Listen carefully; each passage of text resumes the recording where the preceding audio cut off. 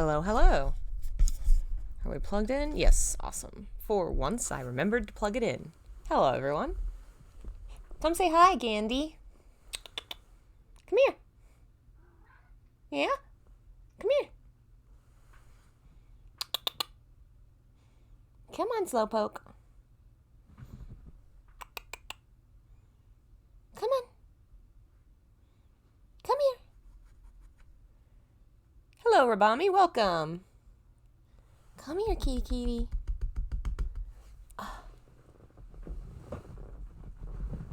Oh, he's being shy. Since when are you shy? Hello, everyone. We'll give it a few minutes and see who shows up. Hello, Marlon and Levi. And the Queen. Sorry, you'll have to miss it, but it will go up probably tomorrow morning as an archive. Today will be the last Dante episode of Fanfic Friday. Hello, Lobsel. We will do this again, but for October, it'll take a little break as we'll transition into some more horror-themed things. Probably some short stories and things like that, rather than fanfic, but we'll come back to this. But yeah, today's the last one of Dante. The last of Christine and Dante's epic, excellent adventure. It's not exactly what it is, but sure, why not? Oh, man, what a journey we've been on. So many things have happened. So many horrible, terrible things. Hello, Diana. Let's see. She got a job at a pizza place to meet Dante, and then she lost the job, but she moved in with Dante, so that was good. Her grandfather was a weird old mafia man who tried to control her, and she ran away.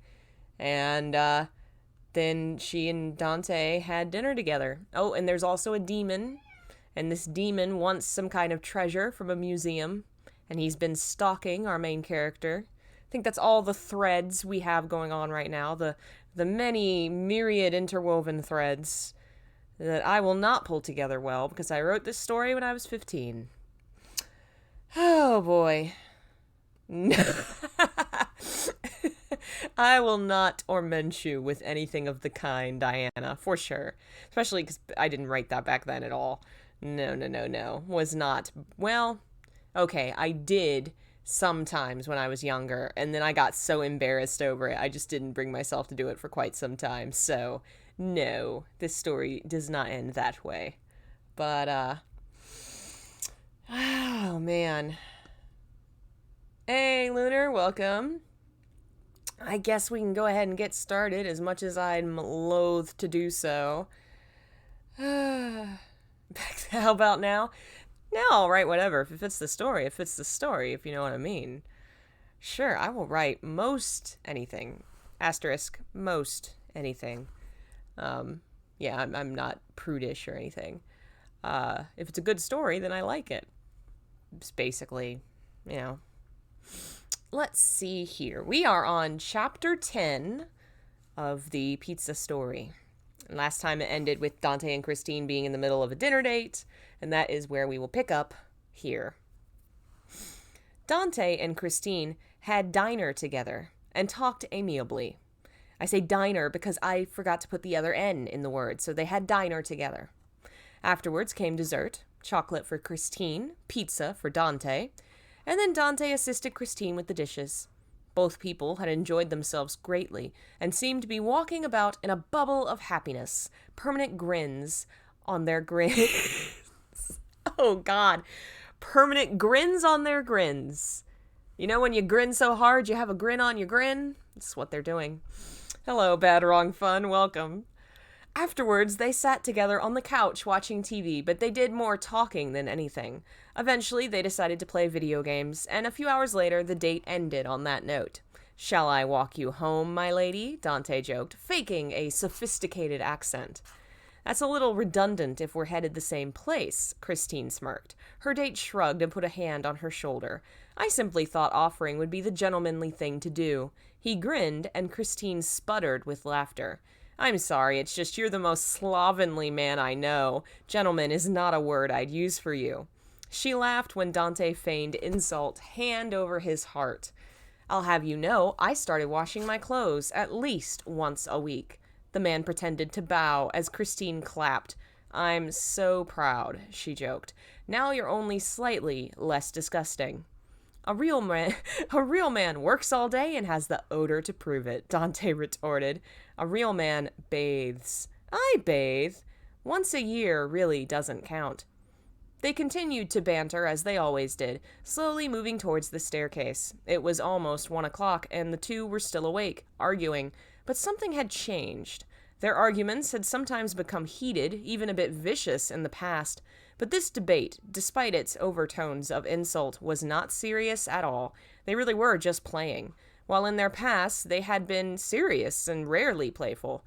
Something had changed, and both parties knew it. But neither was afraid anymore. Whatever relationship existed between them, they would let it go as it would and hope for the best. Go as it would. I'm not sure what... Okay. Oh, hello, Pablo. All right, which button was my... Nope, that's not the button. There we go. The next day brought fog over the city. Citizens went about their business and students attended class.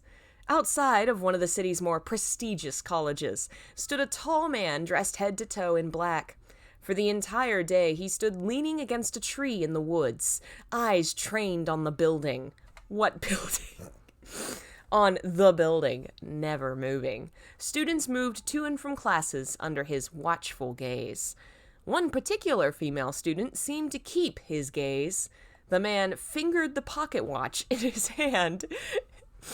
Eyes ghosted over, unconsciously, continuously whispering, "Not yet. Not yet. Soon. Not yet." For once, the school day did not drag on endlessly for Christine. It was hardly as troublesome as usual, or perhaps her head was so high in the clouds she didn't notice. She sauntered through the hallways with a confidence she didn't usually exude. The people were still stupid, but Christine found she was gracious enough to forgive them. God. Her professor handed her back one of her papers, and her grade was magnificent. She left the class beaming. When the final bell rang, she left the building with a smile for the first time in her life. Dante wasn't at home when Christine walked through the door. The woman dumped her things on the couch and glanced at the dinner table with a forlorn smile. If she had been girlier, she might have giggled. Diana, I literally had the same... That's why I started laughing at fingered, because that's where my brain goes. But yeah, apparently he fingered his pocket watch. Instead, she put on her sweatpants and sweatshirt. Why does she only ever wear sweats? And went to the kitchen for a snack. The phone rang as she did. Christine answered professionally, sitting on the kitchen counter with an apple in her other hand. "Devil may cry, badass for hire, how may I help you?" The voice on the line laughed. "Last time I called, you said dumbass for hire." Christine grinned at the voice. "Well, I felt like being nice today." She waited for his chuckles to die down. "What do you need, Nero?" "Actually, I called for you," he explained. "Dante's on a mission out of town, and he told me I should entertain you." Christine chuckled. "He's an idiot, but I guess you could come over." "Cool. My girlfriend's coming, too. She's curious to meet you." Christine's face looked like it had been jolted by electricity. Her mood shifted, but she nodded. Yeah, sure thing." "A girl? Another demon? Another stranger?" "Be there soon." Click. The phone hung loose in Christine's hand for a moment until she got the sense to put it down. Then she heaved a heavy sigh. It was the same kind of sigh as a performer about to step on stage, still waiting in the wings, trying to summon strength through their mouth. God. Oh, man. Yeah, this was definitely written by a teenager for so many reasons, but that's one of them for sure. Oh, man. Across town, Dante walked up the steep steps leading to East Bell College of the Arts. I finally named the college. Finally. Hands in his pockets, he sauntered through the doors and into the entryway, glancing around with slight interest. From the other end of the hall came a man in a business suit who greeted Dante with an extended hand. "Yo," he waved, ignoring the invitation to a handshake. The man shrugged it off. "Welcome, Mr. Sparta. I'm Charles Dean. Obviously, I work at a college and my name is Charles Dean. You talked to my assistant on the phone?" Dante shook his hand with nonchalance. Okay, I just said they didn't shake hands, and now they're shaking hands. "I'm the school superintendent, if you would follow me." The conversation continued as the two veered to the left. "Your reputation and business are well known around here, which leads me to be concerned about your coming." The man was sweating and nervously wringing his hands. "We shouldn't be expecting some sort of attack, should we?" Am I just implying everyone knows about demons in this world? I thought before that I said they didn't. Oh boy. No. The hunter held up his hands. A kidnapping, maybe. He stuck his hands into his pockets. "I'm working for one of your students, Christine Moss." The man's face changed completely. "Ah, I see. You work for the Moss family." No, just Christine." This surprised Charles, who didn't seem to catch on. "Well then, I suppose it will be the usual treatment?" "Usual treatment?" Charles looked even more confused and winced, realizing he was digging a hole for himself. "So you aren't her guard?" No." Dante crossed his arms. "Who do you think I am?" Charles set his face in a determined frown, though there was a bit of fear in his eyes. "I'm afraid I can't say. I've already said too much. If you aren't here representing the Moss family, I'm afraid you'll have to leave." And apparently that was that. 10 minutes later found Christine wringing her hands and cutting a line into the floor with her pacing back and forth. She did not want to go out shopping, but as a gesture of kindness and the hopes of making friends, she was going and was dressed in her best. Her nicest pair of blue sweatpants, Converses, and a baggy black tee. God, I was such a teenager when I wrote this. Jesus. Color flushed her face, and she bit her lip when suddenly 2 heavy knocks came from the door. "Please let it be more assassins here to kill me," the faithless woman prayed. I had to specify she's faithless. I had to specify the atheist prayed. God, this is so pretentious. She opened the door and found not more dangers, but Nero slouched with one hand in his pocket, his demonic hand back in the sling. Just behind him was the stranger. She was a young woman, a bit younger than Christine, with brown hair and an innocent, round face. The new woman smiled and spoke first. "Good morning," she chirped shyly. "No." Christine stood rigidly, eyes trained on the woman, and in response, Nero's girlfriend seemed to deflate, wondering if she'd done something wrong. "Hey, Atris, welcome." Nero frowned. Hey, Christine, this is Kyrie, my girlfriend. Kyrie, meet Dante's newest victim." Nero introduced them, glancing from the shy, shrinking girl to the frozen, emotionless one in the doorway. His joke hadn't made as much as a laugh or a denial. You gonna let us in?" Nero finally asked. Christine still remained frozen in the face, but her body moved out of the way. Sheepishly, she trained her eyes on the floor. "Make yourselves at home," she muttered. Kyrie stepped in after Nero wringing her hands, head down. Everybody's wringing their hands in this one. The boy stood by the open door and turned to Christine. "So, we still going out?" He motioned to the open door, even. Christine's face paled and she said nothing. Nero, we wouldn't want to make her do something she doesn't want to," Kyrie muttered. The man frowned deeply at the sight of Kyrie's pathetic look, and he glared. "What the hell? She said she wanted to on the phone." Then he addressed Christine. "The fuck's in your bonnet, huh?" The fuck's in your bonnet? The fuck is in your bonnet? At that, Christine turned on her heel and rushed out the door so fast the others barely saw her. She stormed down the stairs to the car Nero had driven therein, opened the door, and slammed it shut. She got in, and then she slammed it shut. Nero and Kyrie remained just inside the house, staring after the woman. Well, this isn't how I pictured today going, Nero groaned, rubbing his forehead. Kyrie placed a hand on his shoulder. I'm sorry. It's not your fault, he insisted. You haven't done anything. Maybe she and Dante got into a fight or something. He finally sighed, shook his head, and went out the door. He waited for Kyrie to follow and shut it behind her. People. People everywhere. Touching her shoulders, her skin, looking at her. Christine set her face in her darkest, teenaged goth girl grimace. And trailed after Nero and Kyrie with shoulders slumped.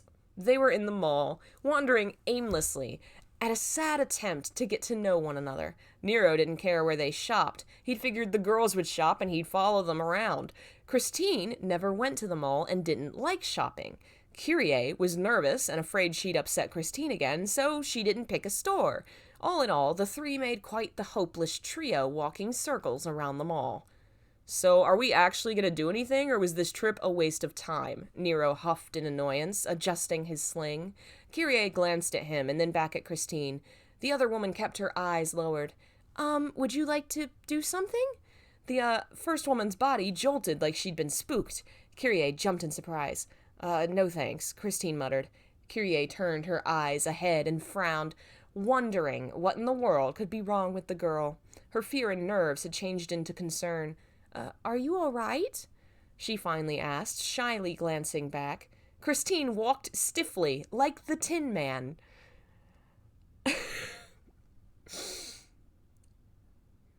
Oh my god. Fine, she muttered. Kyrie knew that wasn't the truth, but she didn't pry. Maybe we could use some lunch, the girl asked her boyfriend. Nero shrugged and looked at Christine. You hungry? Finally, the girl glanced up a little, eyes hidden by her hair. Of course. She spoke quickly. Long as it's not pizza. Then her gaze returned to the dirty ground. Nero and Kyrie glanced at one another and shared small smiles. At least it was a start. Instead of pizza, that's the button. Instead of pizza, the three sat together at an Italian restaurant. I say no to pizza, but this is about as close as you can get to pizza without pizza. All the tomato sauce and cheese reminds me of Dante, Christine muttered. Though the words weren't exactly kind, at least she was speaking. Nero ribbed her right back. Thinking of Dante? He grinned cheekily. I'll have to tell him he's on your mind. The girl frowned. Yes, he is. I'm always thinking of how best to painfully rip him apart and then dispose of the body. Whew. Okay. Oh boy. They were three of the only people in the place, so the waiter came quickly and the food even quicker. The table was silent after the initial conversation. Christine was staring intently at the things decorating the walls, while Nero and Kyrie seemed to be both wondering what the hell was wrong with this woman. Nero was a little miffed. She hadn't acted this way at all when it had been them at the house with Dante. Kyrie was more concerned that Christine might be upset. The food came, and Christine hardly touched hers. Nero swallowed his whole. And Christine handed her plate over to him. What, you don't want it? He asked, bewildered. Changed my mind, she shrugged. Nero's brow furrowed. Now he was really weirded out. This was not the person he'd met days ago. Oh, man. Oh, hello, Joe Carr. Happy birthday. All right. A group of college students, a few girls with their boyfriends, entered the restaurant and were escorted to a table. One of the kids was wearing a school jacket, and Nero noticed it was the same as Christine's. On their way, a few eyes landed on her, and a bit of whispering started. Christine didn't seem to notice, but Nero did. With his heightened senses, he could hear them. That's that Moss girl, right? That rich brat? Brat's not the word I would use, one of the girls muttered. Like what, bitch? These are the most stereotypical mean girls. A brunette shook her head violently. She's like a ghoul. There's something seriously wrong with her. Her family's so weird. Rich people are like that. I don't know. I just get the creepiest feeling around her. He watched them as they sat down at their own table. They kept glancing at Christine, the looks on their faces curious and apprehensive. They didn't seem like friends, and they didn't seem to like her all that much. Nero frowned and figured that if Christine acted this way at college, no wonder they didn't like her.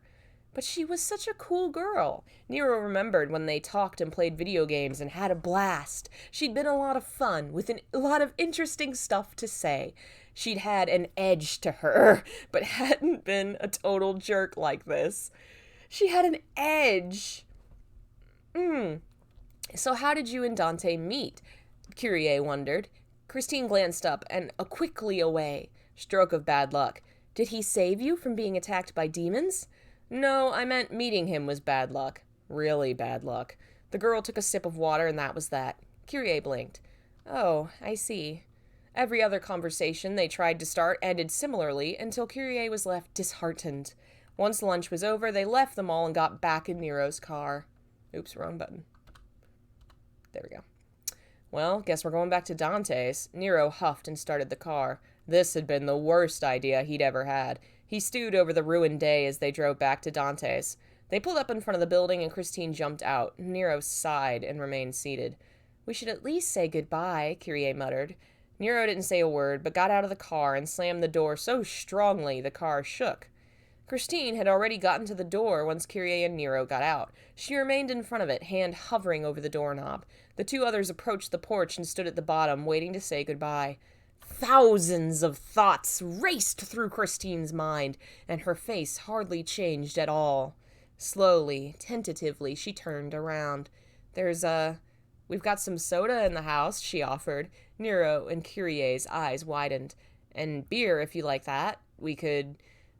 She turned around. Dante's got this karaoke machine, if you want. Her voice trailed off and she lowered her eyes. Nero, who had only a moment ago been steaming in anger, felt it abating a bit. For the first time he had a different look at the girl. What to him had earlier been a rude and degenerate posture, with stiff, frozen limbs and a cruelly cold expression, was now the nervous, shy appearance of a young woman with a frightened appearance and a flushed face. Jesus, this is all so bad. Kyrie bit her lip and tugged at Nero's sleeve. He glanced at her and heard her silent plea. He let out a sigh. Sure, why not? Nero began climbing the stairs. I've nowhere else to be. Kyrie smiled ear to ear. Christine seemed to ease up, and she nodded, opening the door to let her guests in. Oh, I guess that was the front, and I forgot to put that picture up. Oh well. As Nero was in charge of fetching the drinks, Kyrie and Christine messed with the karaoke machine. Dante listens to a lot of crap. Christine huffed. I never knew he was such a metalhead.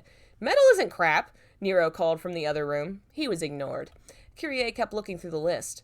I don't know what to pick. I don't really listen to modern music. I guess I do, Christine said, but I doubt Dante has my kind of music on here. Kyrie glanced up at her. What kind is that? The girl glanced away. There's so many glancings here. So much glancing. Whatever, I guess. I don't really like a genre. I just like different songs, you know? I see. What songs do you like? Kyrie's smile grew a little as Christine's fluster grew. I like stuff by Five for Fighting. Five for Fighting. I had to choose a band for my college-age rebel kid, and the band I chose for them to like was Five for Fighting.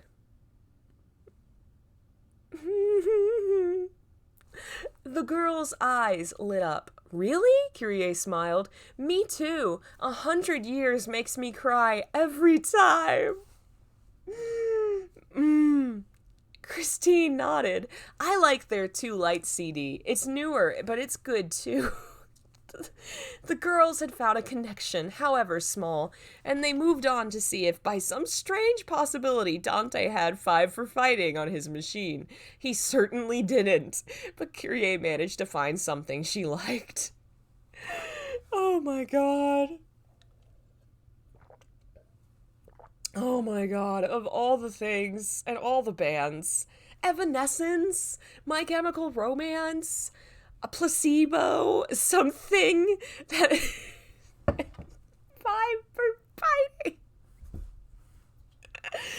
Oh my god. One of the most like mediocre mom rock flash in the pan bands. Oh man. Oh man. Oh, there are Disney songs on here, she giggled. I can't imagine Dante watching a Disney movie. It must have been put on here by one of the girls.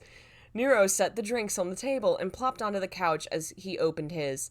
Somehow, I can't imagine Trish or Lady watching that either. It's gushy crap. Kyrie glanced at him and smiled. I thought you liked watching them with me, she said with a pretend hurt voice. Nero flushed and glanced off. I like watching them with you, he admitted, but they're mushy. Love is like that, Kyrie said in response. As the two lovebirds bickered, Christine read over the list of songs on the karaoke set. Her eyes lit up and she smirked as she thought of a way to cheer Kyrie up and perhaps annoy Nero at the same time, which sounded perfect to her. Hey, Nero, the girl called. Help me out for a sec, would you? All Linkin Park, Panic at the Disco, Fallout. Yes, all of those would have been perfect, Diana. Even more examples of bands that would have fit this image I was trying to create better than Five for Fighting. On his way back to his bike, Dante pulled out his cell phone and dialed. Hello, this is Maddie. Who be this? Who be this? Who be this? Who be this? A cheerful voice answered. Dante smirked. Just a guy in need of a little help.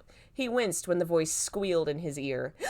Dante, what a nice surprise, Madison giggled. So what kind of trouble is my Christy in now?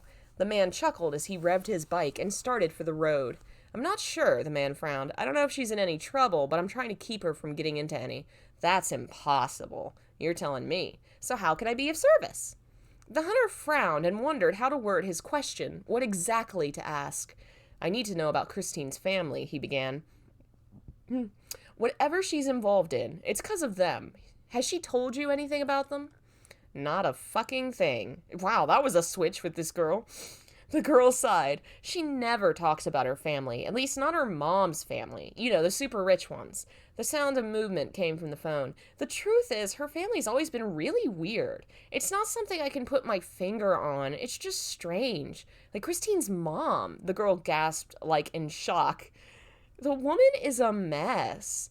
How so? Dante quirked an eyebrow as he turned a corner. How not so is more like it. She's a freaking zombie. It's so creepy. She and Christine's dad got divorced when Christine was little, and her mom didn't even try to get custody. It's just so creepy. Uh-huh. It wasn't solid, but Dante filed it away forever. For later. Filed it away forever. Creepy mother, check. That explains at least half of Christine's past being so messed up. I know you joke about it. The serious tone surprised Dante, but the girl sighed. But I think you're right. I mean, when we were younger, she was your normal little girl, you know? But the summer before high school, she spent the summer at that mansion. You know the one. Dante confirmed he did. He'd been there to rescue Christine. She would always spend a little time there every summer, but never 3 months in a row. I didn't see her until school started again. A bad feeling crept into Dante's heart.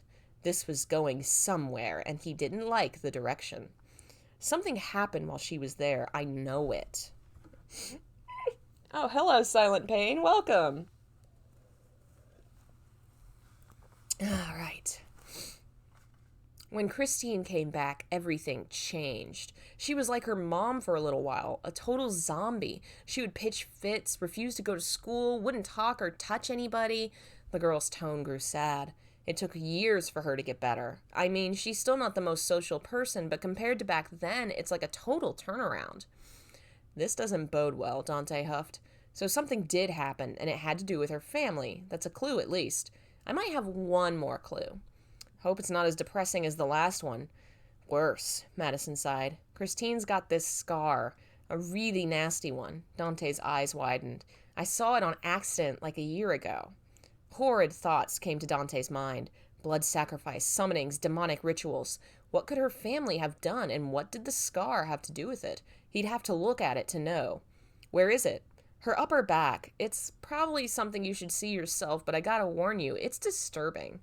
I've seen a lot of disturbing things in my life. That was the understatement of the year. Dante slowed his bike down as he pulled up in front of Devil May Cry. I'm sure you have, but still, this?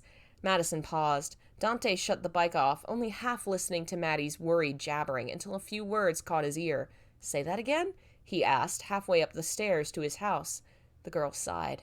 It's a name. What's a name? The man frowned deeply. The scar, Madison repeated. The scar is a name, like somebody used a knife or a pencil and wrote in her blood. Dante approached the door to his home with a confused mind and heavy heart. What greeted him at the door was just as strange. A foreign yet slightly familiar melody was playing inside, muffled by the walls. It was slower than anything he ever listened to, and he had no idea what it was. Stumped, the man slowly opened the door and stuck his head inside. All of the furniture in his room had been pushed away from the center, near the walls. Now he recognized the song playing from his jukebox, Beauty and the Beast, from the Disney movie of the same name. In the center of the room were Kyrie and Nero embracing one another and awkwardly slow dancing. The girl was beaming, and Nero resembled the sun. Oh my god, this is such an awkward sentence. Nero resembled the sun because of the way the heat was coming off his face in waves. Okay. He was red as a brick wall. Oh my lord. Ugh.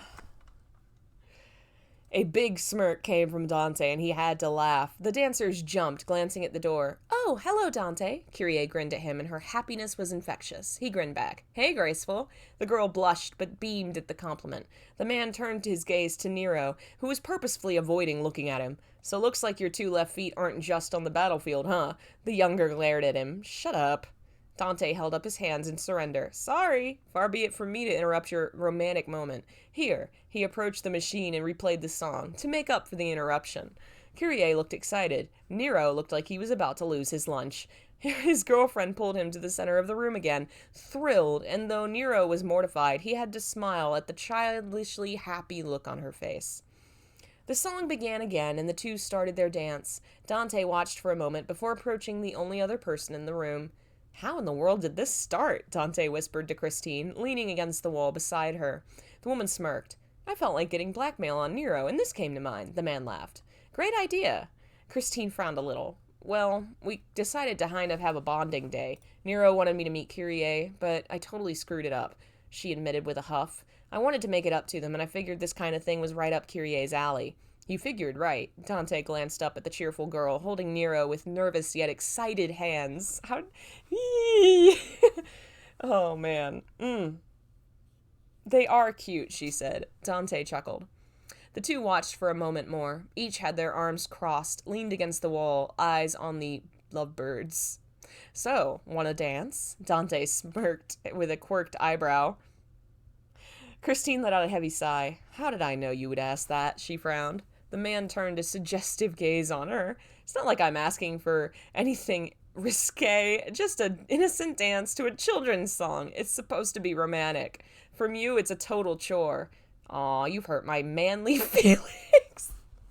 You've hurt my manly feelings. Dante pretended to pout. Finally, Christine got off the wall and extended her hand. You've got one chance, but the first time I hear a lewd joke, she insisted. Dante gave a bow, a hand on his heart. I swear not to impose on your honor. Okay, these are out of... Oh, one's missing, that's why. Okay, so it should be on that one now. Christine rolled her eyes, grabbed his hand, and dragged him to the floor. Come on, let's get this over with. He grinned at her flustered appearance and awkward pose. She stood in front of him, arms crossed, glancing at him as if wanting to ask what to do.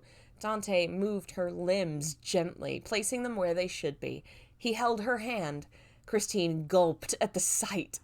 His hands were so large compared to hers, swallowing her tiny palm up. Dante was warm, and they stood close together so that the heat warmed her body. Or was that her cheeks getting warm? She couldn't tell. Oh, man. The woman said nothing and moved with stiff, nervous legs. Dante didn't joke or comment, instead accommodating her horrid dancing skills. They remained mostly still, swaying back and forth, holding each other. So the middle school form of dance. Nero and Kyrie, on the other hand, moved all around them, with awkward steps and fumbles that embarrassed embarrassed Nero, but made Kyrie giggle. Every time she laughed, Nero's eyes lit up.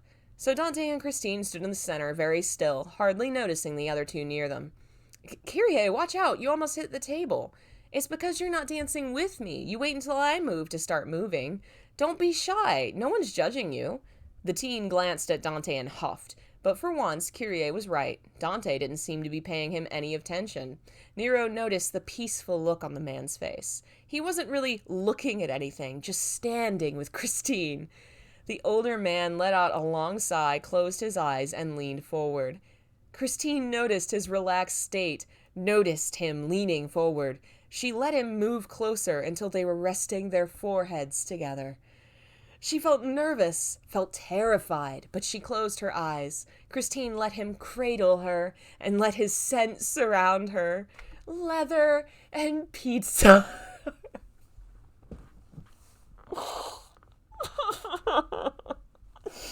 Okay, let's take a moment. I saw Joker just joined us. I wanted to see if you were going to show up today. So thank you for the lovely present. I actually have right here. Joe was kind enough to send me my own ring of power. So all of you are damned now because I have the one ring. And also a little music box that plays Lord of the Rings music. Let me see if y'all can hear it. Is this the way it goes?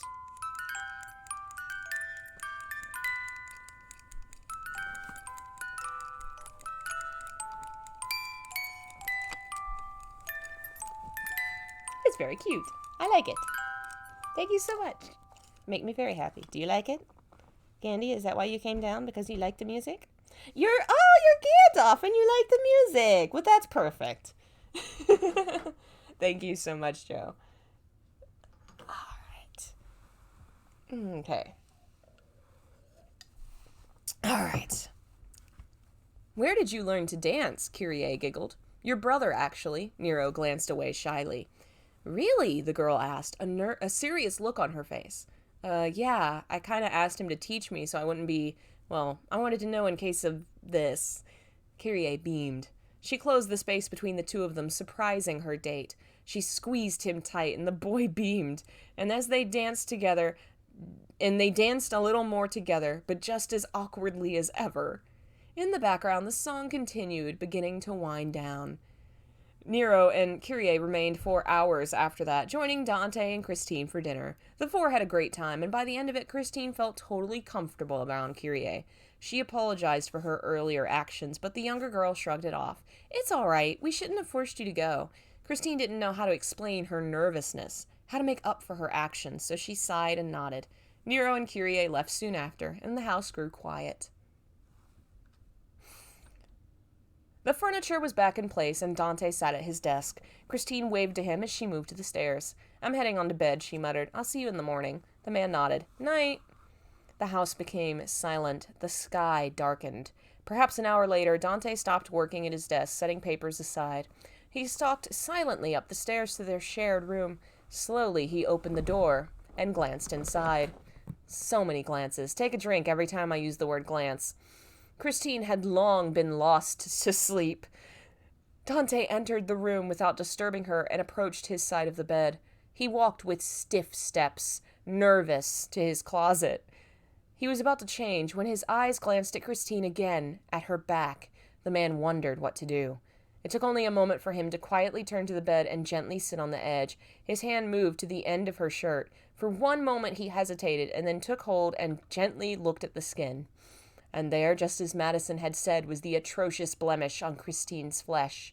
It crossed her upper back and was perhaps an inch tall? Oh, I guess long ways, not off the skin. Ugh. A shudder of horror and anger shook him as he saw this horrid scar and realized, sure enough, it was a name. In blood-red letters, her back read, Elton Moss. Dun, dun, dun. Hello, Jim. What am I reading? I am reading a fanfiction I wrote in high school. We are at the finale today of this horrible atrocity, and so much is happening. Oh my god. Is she named Christine because of the Phantom? Honestly, knowing myself, I think I named her Christine because my aunt's name was Christine, and I thought it was a really, like, I don't know, like, rich person name, because growing up I thought my aunt was rich, so I feel like that's why I named her Christine. Though the fact that it also fits with Phantom is kind of great too, definitely, because I was obsessed with it at that point in my life. Oh man. And there is another author's note. There's another message from the past. This one's not as bad as the previous ones, though. Forgive me for taking so long to update. I blame Dragon Age. BTW. There's a line from that game in here. Kudos if you catch it, XD. Once again, sorry, and I hope to update more frequently in the future. So remember how I said I spent most of high school playing Dragon Age? Here's the proof. I even mention it in fiction. Oh, I wonder what the reference line is. I referenced a line from the game in there? I did not catch a line from the game in there. Not even a little. Okay. Let's see here. Oh no, we are on this picture. Another day of school, another pile of homework, and another empty house Christine came home to. It didn't feel empty, though. Dante's scent lingered everywhere and gave the place a strangely comforting, safe feeling. It was perhaps the only place Christine had ever felt safe in. The woman smiled as she walked in the door, setting her school things on the couch and approaching the fridge. Something on the counter stopped her. There was a pile of letters and bills. Oh, well then this is out of order. Why are you like this? Let me check this real quick. Apparently I can't order anything in my frickin' timeline. Okay, that's the one. They're misplaced. Christine's stomach turned. With hesitant fingers, she picked up the letter and tore it open. When she saw it, her face turned white. Damn it all. Her hands gripped the paper tight as she reread the title. The foundation of our house welcomes you. What the hell does that mean? I'm trying to sound pretentious and smart, but it doesn't mean anything. The foundation of the house's foundation, the brick and mortar, invites you. All right, now we go back, because that's where Dante, while out biking around for information, received a call. Okay, wait, he's just biking around. Just, hey, do you have information? Hey, how about you? He didn't mind the interruption. His search had been fruitless anyway. Yo, he answered. Dante, it was Christine, breathless. Come back to the shop and make it fast. A spark of alertness and worry shot through him. Everything okay? Just come back. Then she hung up. Before you could say U-turn, Dante had spun his bike around and quickly sped home. Dante stormed through his front door to find Christine still at the counter, letter in hand. She shoved it in his direction, and he took it from her. Let's see, so now we should be... Okay, I don't get the order here. Oh, okay, I guess that was the home picture. And nope, okay, it's missing some things. This stupid program is completely screwed up my folder. Oh well. We'll stick on this picture, which I just love because it's so dumb. What's this? He asked. My death sentence, she mumbled. Dante began to read. The official-looking letter had the Moss family seal on it, and the body of it was written thusly. We, the members of the Central House, welcome all of the Moss family to our humble home in the outskirts of East Bell for our annual reverence for the calling ball. Reverence for the... Dante squinted. What the hell is this? With a sigh, Christine pulled a beer out of the fridge. Dante eyed her curiously. I need it, she muttered. Then she began to explain. Back when America was an itty-bitty baby country, our family was so much smaller, and we were the only demon hunters around here. It was a dangerous time to live in anyway, with weather and lack of food and Indians and whatnot. But the demons made it hell. Our family protected the populace. Let's take a step back and remember that in the beginning of this story, I established the fact that she never knew what demons were. And now she knows all of this grand history about her family being demon hunters, which she didn't know before. Good job, me. There's so much wrong. So much. So, to thank us for it, once a year the citizens would attend a ball and pay us reverence. That's how we first ended up with the mansion. They gave us the governor's mansion as payment. Bad luck for the governor. My great ancestor was the governor. Christine explained. She drank a sip and then flinched from the taste but kept trying it. That kept happening for years after, even when other demon hunters surfaced. Eventually, it was a family affair, a way for all the branches of the family to have a yearly reunion, especially after the big fire almost killed us all. That fire, Dante frowned. How old were you then? Little. I don't really remember anything, she explained. That happened at one of the reverence balls, and a lot of people died. We're a lot smaller now. So what's so bad about this one? Just don't go. Christine huffed and finally gave up on the beer. It wasn't helping settle her stomach. The balls always happen in the summer. Something clicked in Dante's mind. She would spend time at her grandfather's every summer. And the one summer she went there for 3 whole months. And the balls always happened in the summer. I wrote that sentence. For some reason, they've changed it now. I should have known Grandpa wouldn't give up. He's trying to get me away from you. She frowned deeply. And I can't not go. Everyone has to go. The man frowned and quirked an eyebrow. No, you don't. Christine almost chuckled. You really don't know these kind of families, do you? The hunter shrugged. Not really. I've worked for 1 or 2 of these richy riches. The woman kept his gaze. I have to go, and it's not going to be pretty, whatever Grandpa has planned. He could tell the whole family I've been staying here and get them to vote it down. Vote it down? Dante almost laughed, approaching the counter and setting the letter down. Are you kidding? That's part of the ball's purpose. We get together and vote on things like which college will this cousin go to? Who will this person marry? Where will this person live? All my grandfather has to do is mention I'm living with you and there will be a vote, and I assure you it won't be for us. Dante did burst into laughter at this point. Are you kidding me? What kind of family does that? Christine stared at him like he had 3 heads. What family doesn't? Dante stared back at her. I don't know any families that choose their children's path for them like that. Christine made a face. Huh. Dante's stomach clenched. Christine sighed deeply and put her head in her hands, and for a moment Dante felt a little guilty. He hadn't been treating the situation very seriously. Reaching out, he hesitated before putting a hand on her shoulder. The woman jumped, and he brought his hand back. Sorry, he mumbled, red-faced. Christine shook her head. You just surprised me. Sorry. She glanced away. Then she sighed and stood from her stool. It says the event is in a week. She smiled and tried to crack a joke. At least I've got a while yet. Neither one laughed. Look, Dante scratched his head, letting out a sigh. There's got to be a way around this. If you go there, you know your family's going to lock you up, she nodded. I can't not go. I'll just have to face them and convince them Grandpa's wrong. She nodded. Who knows? Maybe they'll see it my way. Somehow her voice said she doubted it. Dante doubted it too. I'm tired. I'm going to go take a nap, Christine told him, heading for the stairs. Dante nodded. I'm going out again, he replied, grabbing his keys from the counter. Wake me up when you get back, the woman called. Dante didn't reply. He watched the top of the stairs where Christine had disappeared, worry obviously filling his eyes. So much is happening.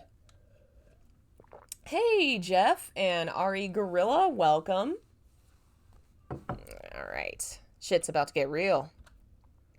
Oh, I guess we're just gonna keep on that one, because it was supposed to be another... That one was supposed to be behind that. I'll have to frickin' look at why it's mixing up the numbers. Dumb program. Thus far, Dante had tried looking inside every office building, every official file, every town history book and old newspaper, but mentions of the Moss family were few and far between. Even the Big Fire had sparse details on the family, other than listing those lost to tragedy. Dante kept the list in case it became necessary later, but other than that, he was at square one. Damn it. The man drove around town aimlessly, trying to think of a new direction. The new big bad demon in town still hadn't made a move, and Dante didn't want to approach him until he had an idea of what he was after. Are the two really connected? And if so, how? Dante had never been so stumped after a mission. Usually he walked in, killed something, and walked out. It had never been such a mystery before. The image of the scar passed through his mind, and he almost flinched. I've got to figure this out before something happens. He frowned. Suddenly, his phone rang. Christine again? He answered. Hello? Dante Sparta? Definitely not Christine. It was a man's voice. Speaking. Who's this? My name is Gary Young. I'm calling about my daughter, Christine. Dante's eyes grew wide. Wait a minute. He thought over a few details of Christine's life. You're the average Joe Christine's mom was married to. That'd be right. The man didn't seem too torn up about his words. I've heard you were hired to protect my daughter. I didn't know she was in danger. I'm sure your daughter didn't want to worry you, and I can promise you she's safe. Still, I think you and I need to have a talk, Gary muttered. I want to know what's been happening. The hunter thought about it for a moment, sighed, and glanced at the gas station on the side of the road. He pulled into a parking spot and turned the bike off. Well, here's the gist of it, Dante began. In a few short sentences, he explained Christine's situation and what was happening. I thought something was up. I'd received a letter as well, since I'm an official member of the Moss family. I never go to those things, but I'm terrified Christine will. I'm trying to convince her not to. Don't try reasoning, it won't work. I need you to keep her physically from going. Surprised, the man couldn't speak for a moment. We are talking about your daughter. What do you want me to do? Lock her in the basement? Gary sighed into the phone. There hasn't been a ball since Christine started high school, and now they're suddenly doing it again? This just reeks of something strange, and I don't want Christine mixed back up in it. Dante's mind flashed. The year before Christine started high school, she spent the whole summer at her grandfather's, and there hadn't been a ball since. I feel like I'm playing detective, Dante mumbled. What? Nothing. Look, I'm worried about Christine, but she's finally started opening up to me, and I don't want to hurt her trust by totally ignoring her wishes. The man adjusted the phone. I'll go with her to the ball and keep an eye on her. Trust me, I'm good at taking care of people. Christine's father heaved a heavy sigh. When he next spoke, it was the plea of a desperate man.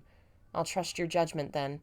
I've always thought well of the Sparta family, and I know the truth of the kind of stuff you face. Everyone knows about demons in this. Jeez. But please try to understand that I love my daughter, and for all her life I've had to watch as that family dragged her into its secrets. I don't know for sure what they're up to, but I know it's not something I want my daughter in. I can't stop it, but maybe you can. Listening to the heartfelt speech, Dante felt even more than before how important his mission was. It wasn't like other missions, where the fate of the world rested on his shoulders, but the well-being of someone he cared about depended on him. Somehow the weight felt just as heavy. His mouth was slightly dry, but Dante managed to speak. I swear I'll keep her safe. You can hold me to that. The older man chuckled. I will. And the hunter smiled. Geez, Bob is sad. That was a loud cry. You can't leave, Bob. I know. You're trapped with me. You have to hang out. All the kitties are trapped in here, and they're all complaining about it. Yeah, you're right, Bad Wrong Fun. You're right, the pizza place. Everybody in this universe knows about demons. Oh my god, what is up? Okay. I guess I don't know that they ever cover in Devil May Cry if demons are a known thing. It just seems like Dante and his crew, everybody knows about demons? I don't know. Baby, why are you crying? You gotta stay here. You wanna say hello? Come on. You're almost up. Come on, Bobby. There's a Bobby. There's a Bobby. Well, where are you gonna go? Gandalf's there. You can't go there. Where are you going? Bob, what are you doing? You just...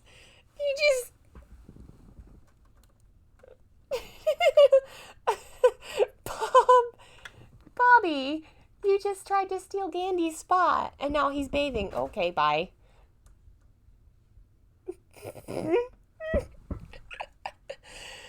Okay. For the little time Christine was able to sleep, it was fitful. She woke covered in sweat, brow furrowed, and threw the covers back with an angry curse. The woman stormed into the living room, put on a violent movie, and tuned out her mind for a few hours. Her choice of film was the typical bloody fighting flick. Her eyes glazed over as she watched, and for a good hour and a half Christine hardly moved. For a minute there, I described this badly. I thought the house caught on fire, but it's in the movie. At one point during a fight, a fire broke out. In mere seconds, the building was engulfed in flames licking at the ceiling. The TV screen filled to the brim with red death, and Christine stared. What was this recognition, this vague sense of remembrance and fear? And a distant voice, a child's voice. Daddy! Ka-thunk! Christine sprang to her feet, holding the TV remote as if it were a weapon. "Who's there?" The room was silent, but for the TV. She paused it and scanned the room warily. "Who's there?" Nope, that's the wrong button. Oh, there it goes. An echoing, eerie laughter filled the room, turning Christine's stomach. It wasn't a pleasant noise. Again, the laughter echoed. It was a woman, Christine realized, head spinning round. It was coming from... Just as Christine turned to face Dante's wall of armaments, she saw a figure melting out of the shadows. First a foot, then a leg, colored a strange green, and naked, came from the darkness. What a sentence right there. Christine watched in shock as a naked green woman with long red hair came out of the wall and stood smirking before her. A moment later, what seemed like hundreds of bats filled the room. Christine shrieked, falling to the ground with her arms over her head as they swooped in circles. The animals surrounded the green woman, becoming darkness, turning into a sort of dress that covered her lower half. With a swoop of her elegant arms, the woman brushed her red hair forward over her breasts. "Why, hello," the otherworldly woman murmured. It seemed her voice came from every direction, even from inside Christine's mind. The woman glanced up, shaky, and backed away. Are you a demon?" the woman asked as she began to stand, using the couch for support. "Please," she nodded. "That I am." She gestured at Christine with a long finger. "And you, my dear, are the strange creature my master has been keeping." "Creature?" Christine frowned. The woman stepped forward. "I am Nevin." She gave a slight curtsy, smirking, the motion allowing more of her skin of her legs to be exposed. Christine blushed. "One of the demons Dante defeated in battle, and now I live to serve him." "Oh, I bet you serve him all right," Christine thought with green envy. "That's nice and all, but what are you doing? Dante's not here." The creeping laugh came again. "Oh, I know. That's why I'm here. I wanted to get to know you better." More laughing, which twisted Christine's nerves. "While the master's away, the girls can play." Christine didn't realize she'd been backing away until her back hit the far wall. Frightened, she clenched her fists and faced the demon. "Leave me alone." Nevin didn't stop approaching, the shadows on her long legs growing wider across the floor. The darkness seemed to seep into the room, surrounding the poor human. Heart racing, Christine tried to run for the stairs, but the shadows morphed and blocked the door. Suddenly, a giant hand came from the blocked doorway, reaching for her, and with a screaming, Christine struggled against her captor. "Let me go," the woman snarled, trying to headbutt her. "You really don't know what you are, do you?" Nevin murmured in her ear. "I don't understand why he's kept you. He hasn't even bedded you yet." The demon looked confused. At that moment, Christine managed to get enough leverage to deliver a heavy headbutt to the other woman, and for a brief moment she almost escaped, but the demon recovered quickly and snarled, grabbing her by her hair. "Perhaps I'll tame you and leave whatever's left of you for the master to mourn. How does that sound?" And then she moved to attack. Christine's eyes caught the TV. She saw the pause scene of the fire, felt the earlier faded memories return, the crackling of walls as they collapsed, the thunderous boom of the ceiling caving in, the terrible heat of the flames. In a sudden move of extreme dexterity, Christine managed to slip her arms free. She elbowed the demoness in the throat and felt the shock of it relax the demon's shadows. Christine continued by grabbing her neck and slamming her into the floor, bending her arm and sitting on her back. In the brief moment when the demon was in shock, Christine reached across her body to the table beside the couch and opened a drawer. Smirking, Christine found just what she'd expect, an extra gun Lady and Trish had tucked away for her, just in case.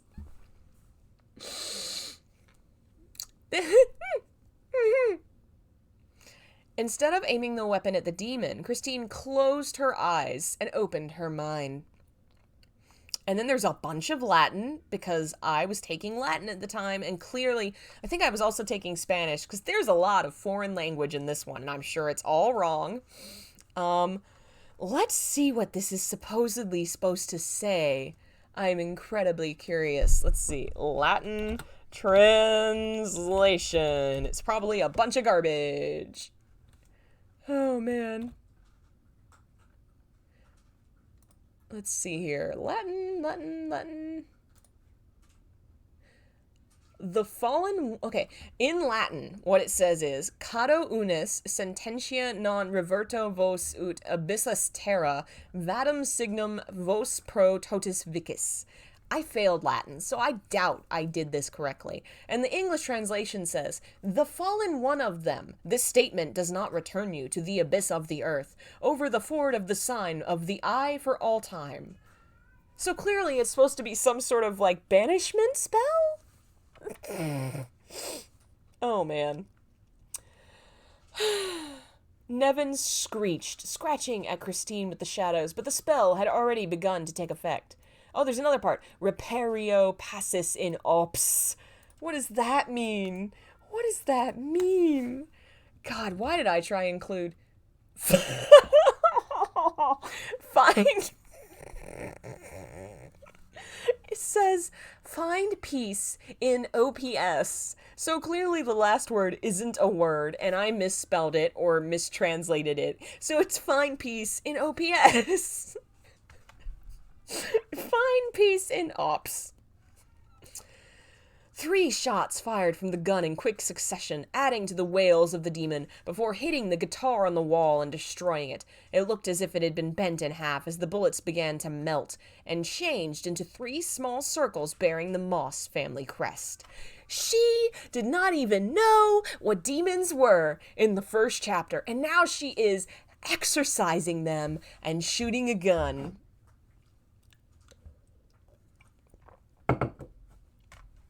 Christine found herself kneeling on the floor, shaking and bleeding a bit, but the demon was gone. After a moment, she let out a shaking laugh and moved off her knees. I'm surprised that worked, she mumbled. Haven't done it in so long. She leaned against the wall, her humor disappearing. The woman closed her eyes and fought off tears. After a while, the adrenaline, panic, and fear faded, and a new feeling settled into Christine's stomach. Damn it, she said, tossing the gun away. Just toss the gun. I broke his guitar. Oh, God, yeah, she's apparently done it before. Yeah, this is, This is, like, barely the same character. In my defense, I'm pretty sure I wrote this over the span of, like, 3 years. So clearly, I was not keeping track with the canon of the story. Oh my god. Okay. Oh, no, that's the one. Go back. Okay. When Dante returned home that night, he found the house empty with a plastic bag on his desk. A check signed by Christine with the amount blank. A small note beside the bag briefly explained. Went out. Owe you for the guitar. Sorry. Shocked, Dante glanced at the bag on his desk, eyes wide. Nevin? No reply. He leaned over and opened it, and sure enough, Nevin was inside. A very strong sealing spell was keeping the demon quiet. Did Christine? Shocked, the man almost laughed. He could feel Nevin's fury and wondered what had brought the two to blows. A bad feeling in his gut made him glare at the weapon. It actually says a bag feeling, but I'm sure I meant bad. A bag feeling in his gut made him glare at the weapon. What did you do? Unable to speak, Nevin merely fumed. Dante shook his head and walked to the couch, sitting down. He would let Christine blow off steam for a while. She'd proven she could handle herself anyway. Outside, the clouds had grown dark, the moon obscured. Dante glanced at it as he turned on the TV. Storm on the way. If only he'd known how true his words were. For almost an hour, Christine wandered aimlessly around town as the first drops of rain fell on her back. Her legs burned from use, feet sore, so eventually she found a fire escape and climbed on top of an old apartment complex, because people just do that. The ladder groaned and moaned, and her skin slipped on the wet surface as the rain really started coming down. With a mutter, she pulled her hood up and climbed onto the rooftop. She settled down, cross-legged, hardly bothered by the weather. Who cares about pneumonia? She was soaked to the bone, leaning on her knees with her head down. Her earlier scrapes and cuts were still bleeding, the blood diluted by the tears from the sky.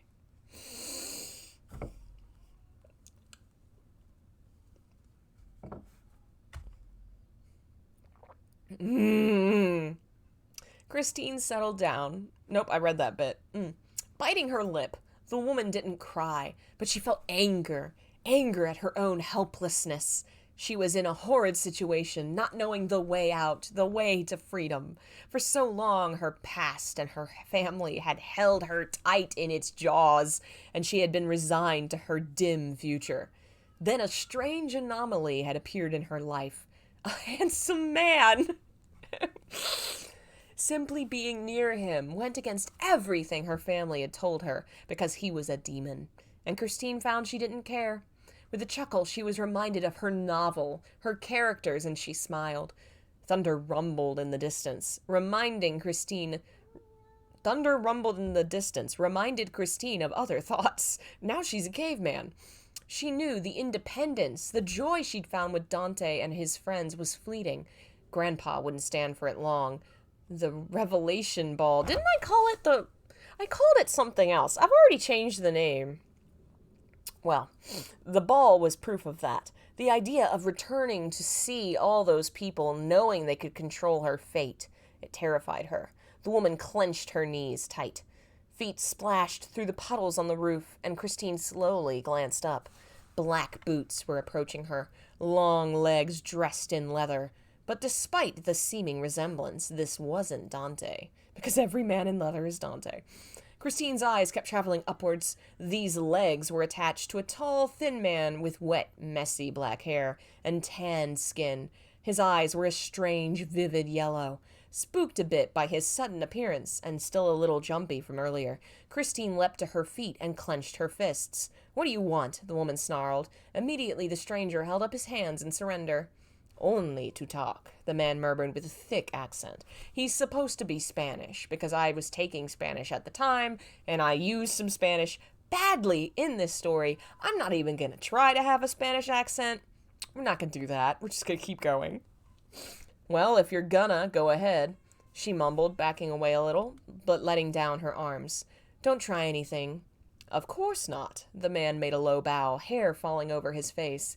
"You may call me Ashma." It's spelled Ashma, but it just looks like asthma to me.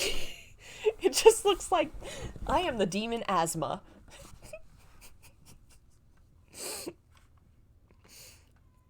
Christine nodded. "I'm Christine, but I have a feeling you knew that." Ashma straightened up and smirked. "I would be a horrible spy if I didn't." "Spy for who?" "Not your family," he murmured, leaning against the nearby rail. "That's for sure." It continued to storm, lightning flashing in the distance behind the man. In the bright light, just for a moment, Christine thought she saw something other than a man. "I'm spying on you for a friend." "Right," the woman frowned. "Forgive me if I'm not relieved." Chuckling, the man held his hands up in surrender. "I am not an enemy, I can promise, though I see my words mean little at the moment," Ashma mused. "No, I am here to deliver a message." Christine, feeling fidgety and nervous, wrung her hands. Uh-huh. She was only half listening. Something about this man put her on edge. "And what's that?" The man opened his arms, reached under his jacket, and brought out a scroll. Even in the rain, it did not get wet. Hesitantly, Christine reached towards it. Ashma shoved it into her hands, and a sudden itch burned her. She tried letting go of it, but was unable. "What the? It would be no good if you lost it before you could read it," Ashma smirked. "It's a contract." "Contract?" Irritated, Christine frowned and angrily gestured to the man. "Look, demon, because I don't know any human with eyes like that. Leave me alone. I've got enough immortal badasses bugging up my life already." In response, Ashma merely laughed. "Spirited. My master said you would be." Grinning, the man didn't seem the least put off by her words. "We're not trying to bug your life. We're merely trying to guide you." Or are we having a has asthma party? I do. Supposedly, I was diagnosed with asthma, and then they decided they think I just have small lungs. So who knows? I don't like being lied to or kept in the dark. A different kind of glimmer came to the demon's eyes, and a kind of... Why that? A kind of... I could have just said... A predatory smirk came to his lips. I had to say, and a kind of predatory smirk came to his lips. Of course, Ashma murmured, his voice like velvet. A shiver trailed down Christine's spine. I could never deny a woman. That sounds really weird. About an hour of not hearing from Christine, Dante began to feel a little worried. He read her note again. She hadn't said how long she'd be gone or where, but he had a bad feeling. About that time, his cell rang. Dante answered and was surprised to hear Lucia shouting into the receiver. "Dante," she shouted, "I'm trailing the demon." Immediately, the man switched mentalities. "Has he done something? Where are you?" "We're downtown near the bar. He's revealed its demonic aura. He's revealed his demonic aura. You can probably sense it. He's got a human with him." Dante's eyes widened. "Do you know who?" "Can't tell. I'm too far away. I can only feel them." "I'm on my way." Dante was halfway to his bike by this time. "Don't move in unless he threatens someone. I'll be there soon." With a click, he shoved his phone into his pocket, let out a curse, and hit the road. Ashma's change of attitude disturbed Christine somewhat, but she did not back down. Her family had made sure she knew a little about demon slaying, and she could hold her own. That's not at all what I set up in the previous stories. How did I forget so badly? Still, the raw power radiating off of this one, it chilled her to the bone. I've got to be fully alert here. More lightning crashed and thunder rumbled as they stood on the rooftop. The wind began blowing wildly. "So what's the deal here?" Christine shouted. The smirking demon crossed his arms. "It's simple. My master would like to entrust you with some valuable information." Ashma began, eyes fluttering between dull yellow to cat-like and violent. "Sounds terribly one-sided. What's he get?" Her voice sounded stronger than she felt. Christine's stomach was wound in knots. "Giving you knowledge will be reward enough for him. He simply hopes you will act on it, and he believes you will." Even more confused than before, Christine glanced at the scroll. "And this?" "The final deal. My master reveals to you a certain truth only he knows. In return, take this information and use it as you see fit."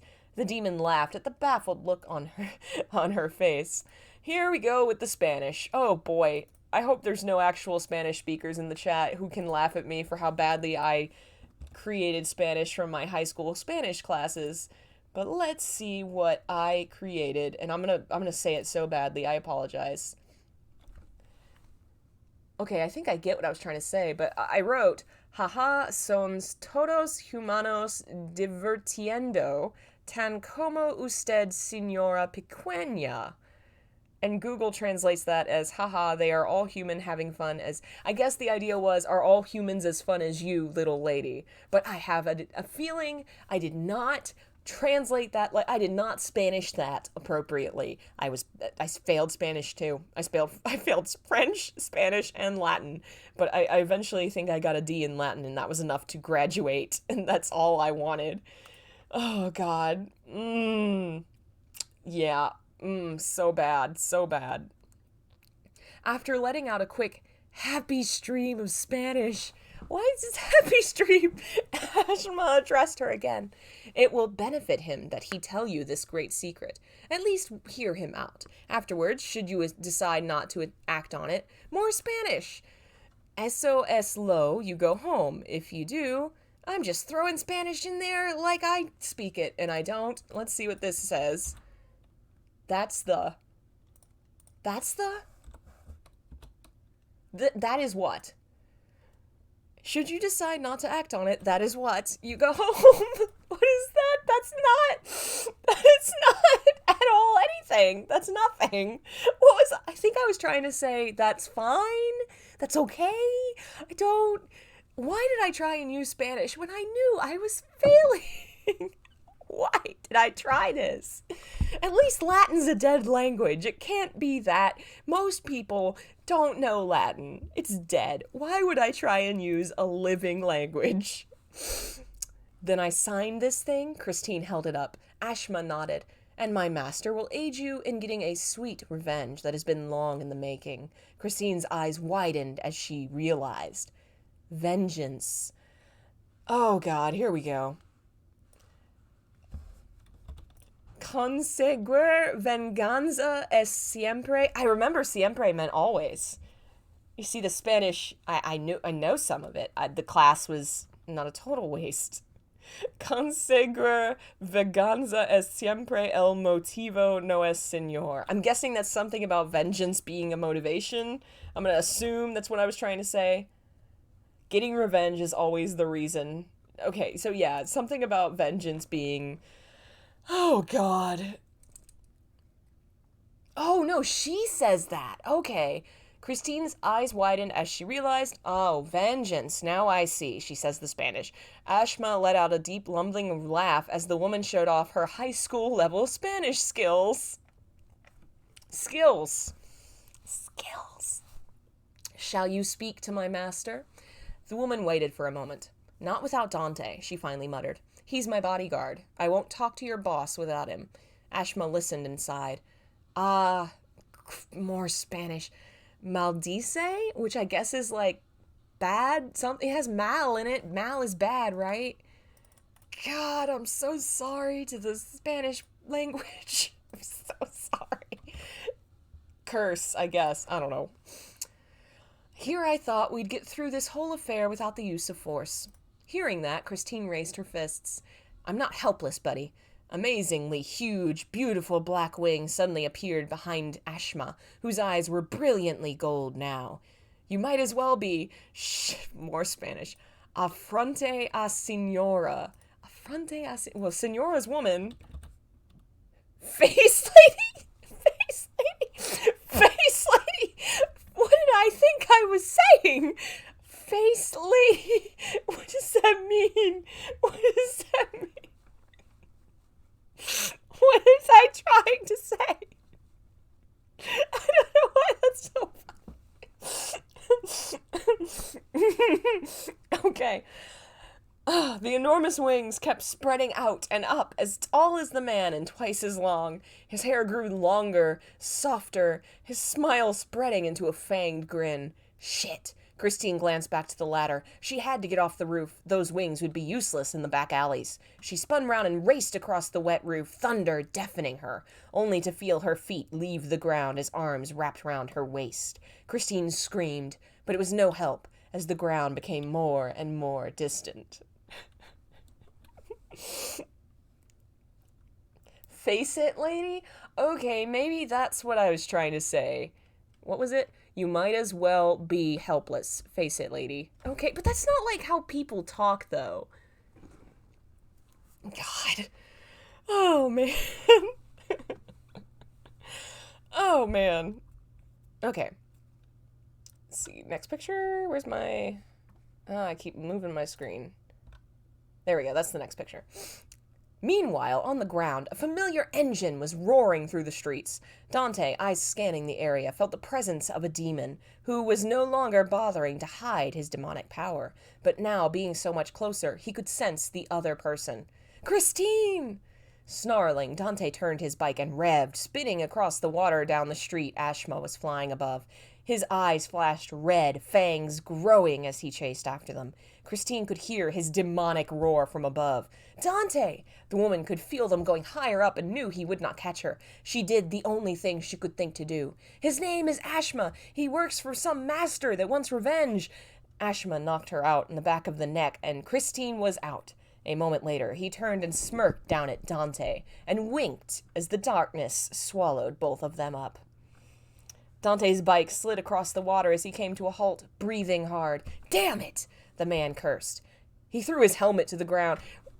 So hard it broke into pieces. Since when does Dante wear a helmet? He's a demon. I don't think he wears a bike helmet. The demon, eyes totally red, roared at the sky. Damn it! Footsteps came through the storm towards him as Lucia approached. Dante had begun to pace angrily, fists clenched. I'm so damn tired of this fucking Sherlock mystery shit, Dante snarled, eyes red. Just point me at the bad guy and let me kill something, damn it. He kept pacing. Then he made a sudden stop and stormed towards his friend. Did you know Christine's got this mother of a scar on her back? Somebody's name? It's one of her family. These Moss people have been fucked up for centuries. They've got ties to demons, one of these freaking weird cults or something.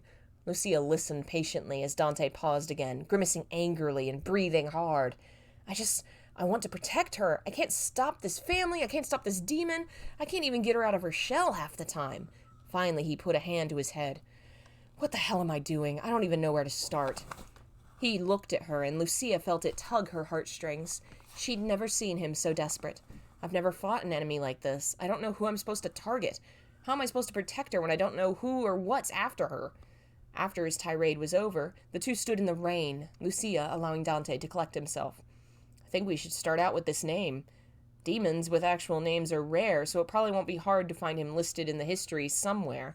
Talking to the family might help. Any relatives who might be on our side? Lucia wondered. Dante, after a pause, reached into his pocket. He removed his cell phone, pulled up the received calls list, and looked up a number. In a moment, he was calling it back, phone on his ear. Lucia walked away to her bike, heading off to do more research, as Dante began a conversation on the phone. Yeah, this is Dante again. We need to talk. An hour later, Dante pulled his bike up in front of an old house, hidden by trees in the older part of town. The rain was still pouring from the sky. The little house seemed trapped in an earlier time, with the porch light floating through the screen door. Someone was standing in the open doorway, framed by light, waiting for him. Come on in, Gary Young murmured, eyes dark and voice low. He headed inside. Dante hesitated, a piercing guilt attacking his gut. It was a rare moment when his confidence failed him, but currently it was. Eventually the man got over his nerves and stepped into the porch, removing his soaked jacket and helmet again. The helmet he broke. Remember he broke a helmet that he doesn't wear? He doesn't wear helmets, but he wore one and he broke it, and now he's wearing it again. Before going into the house, I was really all about some motorcycle safety. Trying to take a bath out there, Gary mumbled. Dante let out a small chuckle that didn't really reach his eyes. The two men were in the kitchen, where 2 mugs of coffee sat, black. Gary sat on the far side beneath a dim lamp, and gestured to the other side. Take a seat. Dante, a much larger man, settled awkwardly on the stool, eyes down. Water dripped off of him onto the floor. The two were quiet for a moment. Gary examined Dante with a small smile. Before glancing down at his coffee, he was rubbing the mug nervously. I'll do everything I can. I'll tell you what I know, but it's not much, Gary mumbled. Dante felt his guilt triple. The two met eyes, and Gary let out one last sigh. First, I guess I should say, I'm not Christine's father. Dun, dun, dun! That is the end of chapter 11, and now we are to the last chapter. We're going to take a quick break because I have got to get some more water, and then we will finish this. We'll be right back. All right.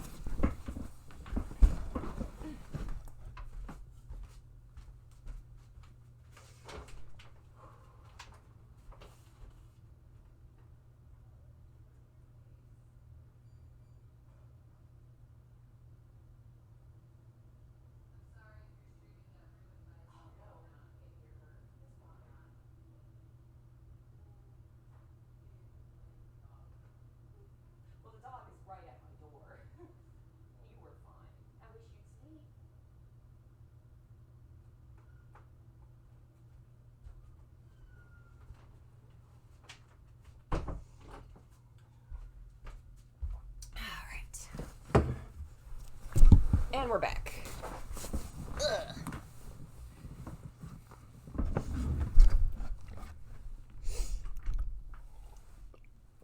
So here we are, the last chapter.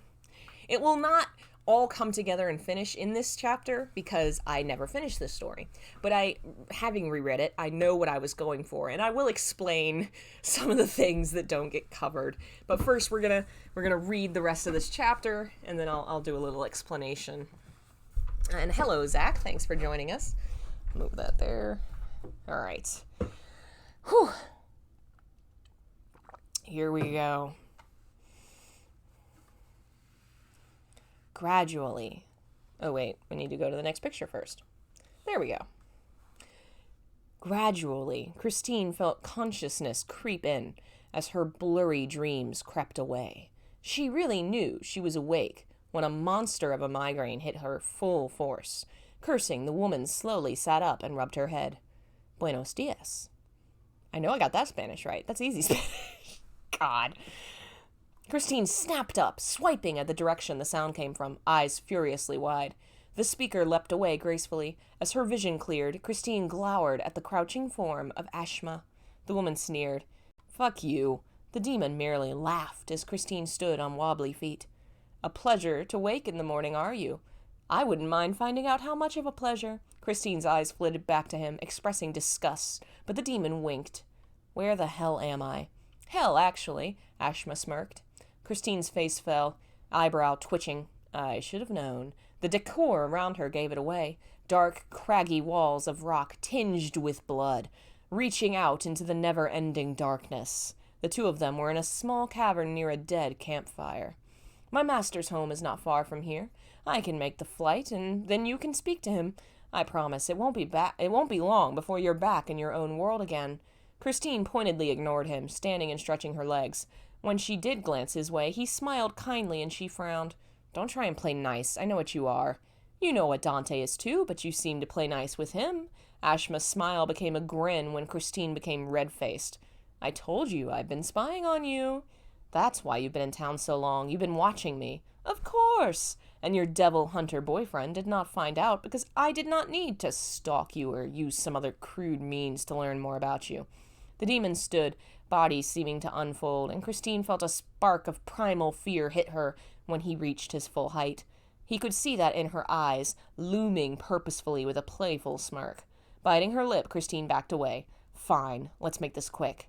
The man obliged by immediately wrapping an arm around her waist and bursting forward, flying out of the tunnel with lightning speed. Christine would have screamed, but bit her lip to keep from doing so. A moment later, they were in the free air, hundreds of feet above the damned earth. Christine glowered at her captor. You know you're a dick, right? He shrugged. It's in the job description. The rest of the flight was awkward and quiet, and Christine remained stiff, limbs frozen in place. Ashma didn't seem to notice, and before long they were making a soft land on frozen ground. Feet safely on the floor, Christine jumped away from him, crossing her arms. She took a look around. This part of hell was very different from the rest, or at least from the archetypal view of what hell looked like. It was entirely frostbitten. Ice covered everything, and large spikes of it shot up into the sky. A mansion loomed ahead, a sheet of ice running over its entire surface. Cold permeated the air. Shivering, Christine rubbed her arms and headed for the door. Surely inside the damned abyss of hell would be warmer. It was not. Chagrined and pissed off, Christine turned and immediately grabbed onto the demon's jacket. Apparently this demon has a jacket. She stole it, setting it on her own shoulders, and they were off. She just stole a jacket from a demon. Okay. The inside of the mansion was dark, quiet, foreboding, with an architectural style that was clearly Gothic. Floorboards creaked, and the ceiling was lined with cobwebs. This place is designed like a bad Halloween movie set, she mumbled. They kept going down the same long hallway, long after Christine had expected a turn to appear. They never moved from that hallway. She tried not to dwell on the strained length of it, since they were, in fact, in hell.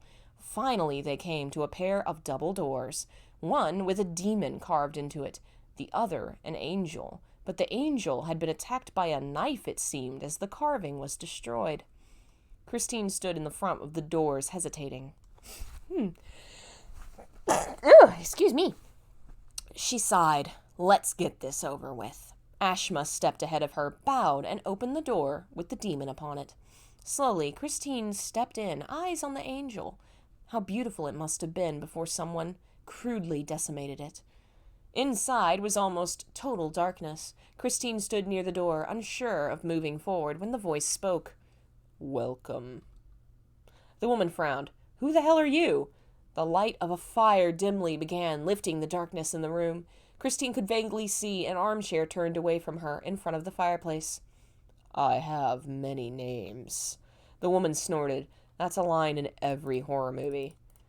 Oh, God, no. Oh, God. We're now using Hebrew. How many languages will I decimate?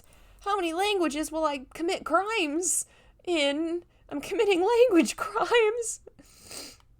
Oh, good. Okay.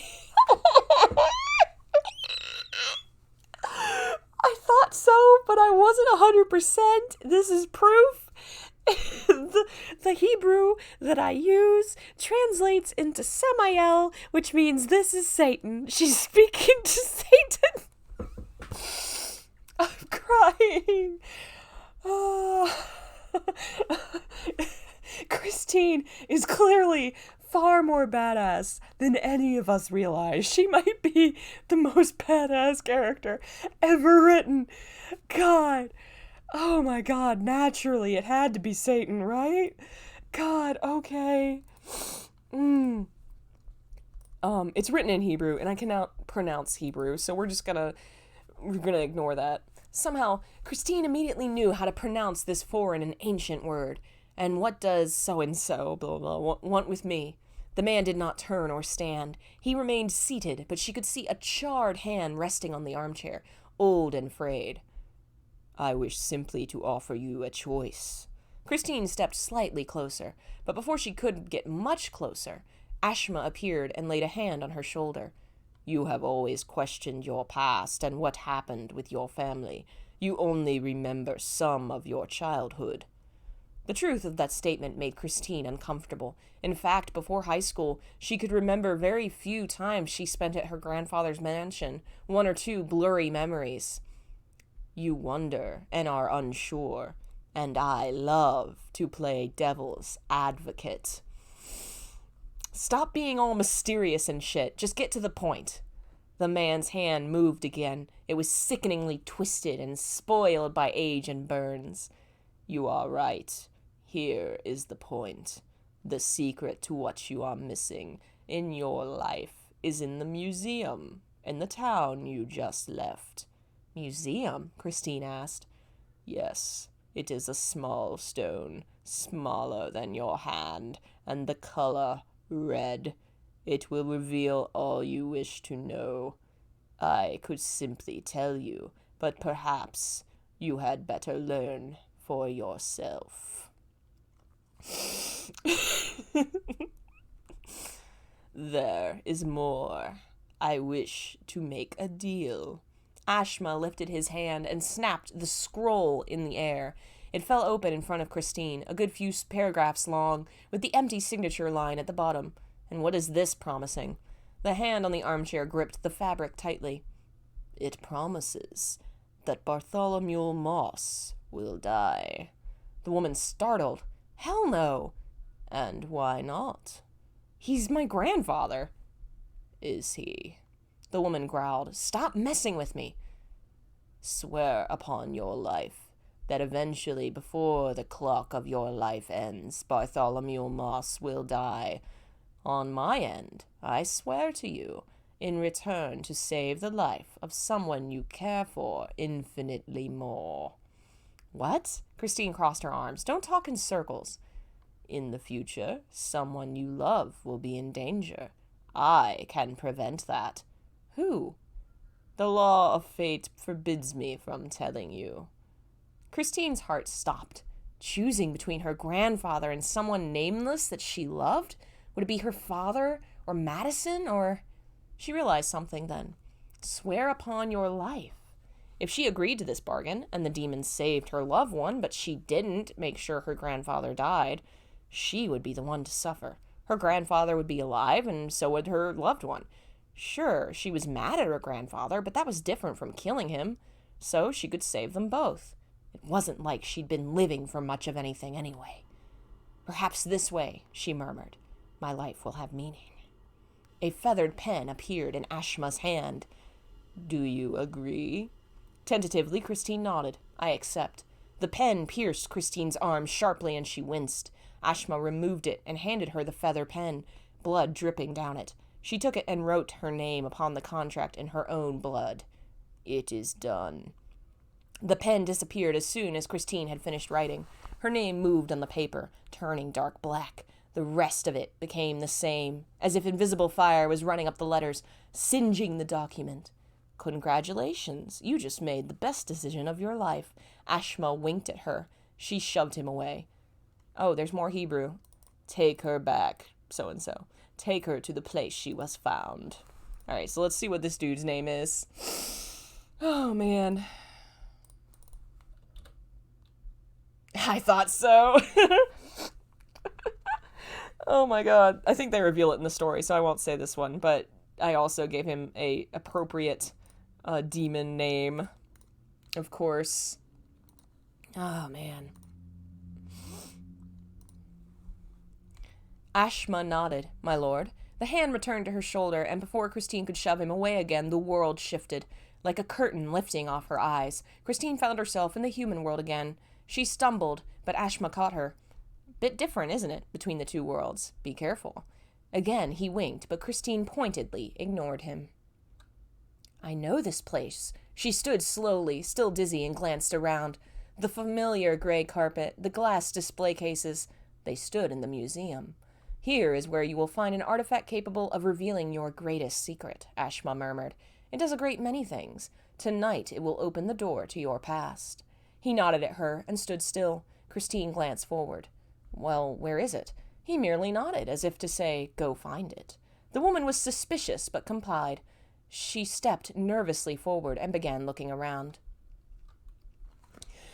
Whew.